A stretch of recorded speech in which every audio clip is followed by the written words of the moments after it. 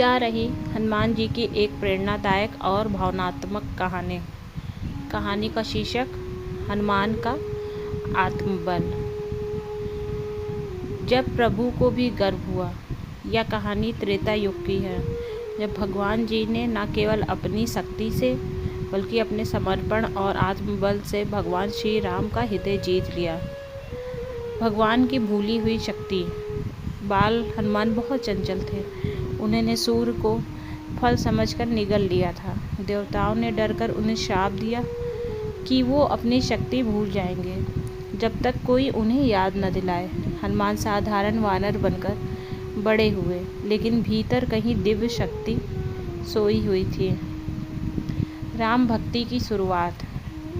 जब श्री राम ने सीता की खोज में वनराज सुग्रीव से मित्रता की, तब पहली बार हनुमान जी ने श्री राम से भेंट की।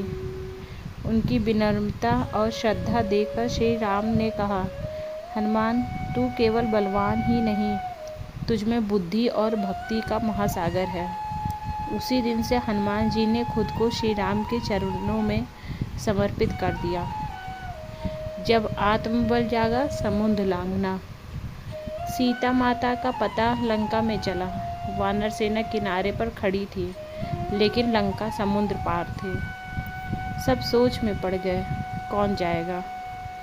तब जामवंत जी ने भगवान से कहा, तुम्हारी शक्ति तो अपार है, तुम भूल गए हो, उठो, जागो। हनुमान ने आंखें बंद की, श्री राम का स्मरण किया और जैसे ही आत्मविश्वास लौटा, वो समुद्र के ऊपर उड़ गए। जय श्री राम की गूंज के साथ उन्होंने पहली बार आसमान छुआ। लंका में पराक्रम। हनुमान जी ने अशोक वाटिका में सीता माता से भेंट की, रावण के दरबार में जाकर ललकारा और पूरी लंका जला दी, वो भी अकेले। जब वह लौटे, श्री राम ने उन्हें गले लगाकर कहा, हनुमान, तुम्हारा पराक्रम नहीं, तुम्हारी भक्ति मेरी असली ताकत है। वह पल जब श्री राम रो पड़े। युद्ध के समय लक्ष्मण मूर्छित हो गए। हनुमान ने संजीवनी लाने के लिए पूरा पर्वत ही उठा लिया। श्री राम की आंखों में आंसू थे। आज मैं समझ गया कि मेरे लिए सबसे बड़ा धन हनुमान का प्रेम है। निष्कर्ष।